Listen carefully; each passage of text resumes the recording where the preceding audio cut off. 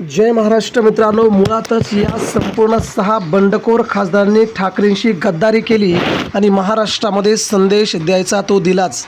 परंतु आता मात्र मित्रांनो, या 6 बंडखोर खासदारांपैकी सगळ्यात मोठी बातमी आता समोर येत आहे. एकनाथ शिंदेंनी उद्धव ठाकरेंच्या मशाल चिन्हावरती निवडून आलेले 6च्या 6 खासदार आपल्या ताब्यात घेतले आणि 2/3 मतांनी त्या खासदारांना वाचवलं देखील. मात्र आता मित्रांनो, सगळ्यात मोठी अपडेट आता समोर येत आहे. निधीसाठी हे खासदार आम्ही गेलो, निधी मिळवायला गेलो, आमच्या मतदारसंघातील कामं करायला गेलो, परंतु यांना कोण सांगणार की तुमच्या मतदारसंघामध्ये ज्या लोकांनी 5-5, 10-10 लाख लोकांनी या भाजपच्या विरोधात, एकनाथ शिंदेंच्या विरोधात तुम्हाला मतदान केलं आहे, परंतु तुम्ही तिकडे निघून गेला. या लोकांचा तीव्र संताप असताना, लोकांच्या तीव्र भावना असताना तुम्ही तिकडे कसे काय निघून गेले, असा प्रश्न उपस्थित केला जात असताना या खासदारांना महाराष्ट्रात ट्रोल केलं जात आहे.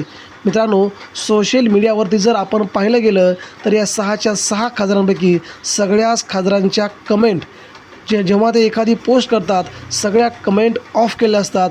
महाराष्ट्राच्या मनात शिव्यांची लाखोली यांच्याबद्दल सध्या वाहताना महाराष्ट्र बघतोय. परंतु मित्रांनो, यांच्यापैकी काही लोकांना केंद्रात मंत्रिपद, केंद्रात कॅबिनेट, केंद्रात राज्यमंत्रीपद, कोणाला 50 कोटी, कोणाला 100 कोटी अशा प्रकारची बोली लागल्याचं संजय राऊत यांनी म्हटलं होतं. पण मित्रांनो, आता मात्र महाराष्ट्राच्या राजकारणामध्ये या खासदारांपैकी कुणालाही मंत्रिपद मिळणार नसल्याची खात्रीलायक सूत्रांकडून माहिती मिळत आहे. त्यामुळे श्रीरंग बारणे, एकनाथ शिंदे यांच्या शिवसेनेत असलेले 4 ते 5 टर्म खासदार असणारे श्रीरंग बारणे किंवा श्रीकांत शिंदे यांच्यापैकी एकाला केंद्रामध्ये कॅबिनेट किंवा राज्यमंत्रीपद मिळण्याची शक्यता आहे. यामुळे या ज्या खासदारांना तुमच्या गटापैकी एकाला मंत्रिपद येतो तेव्हा तुम्हाला निधी मिळण्याचं काही अवघड होणार नाही असे जेव्हा शब्द सांगितले गेले, आता मात्र त्यांच्याकडे कोणत्याही प्रकारचे शब्द नाहीत. त्यामुळे आता या खासदारांच्या मनात चलबिचल आहे. 2029ला आपला पराभव तर 100% होणारच आहे, परंतु आता जर निधी मिळाला नाही, आता जर आपल्यापैकी कोणाला कॅबिनेट मंत्रिपद मिळालं नाही, तर आपण पुढची निवडणूक जिंकायची कशी, असा मोठा प्रश्न यापैकी काही खासदारांना पडला आहे.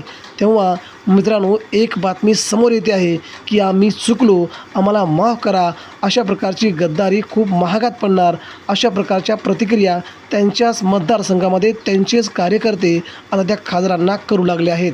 त्यामुळे यापैकी काही खासदार पुन्हा उद्धव ठाकरेंच्या शिवसेनेमध्ये प्रवेश करणार का, असा प्रश्न सध्या विचारला जात आहे. आणि काही खासदार सध्या शांत भूमिकेमध्ये आहेत.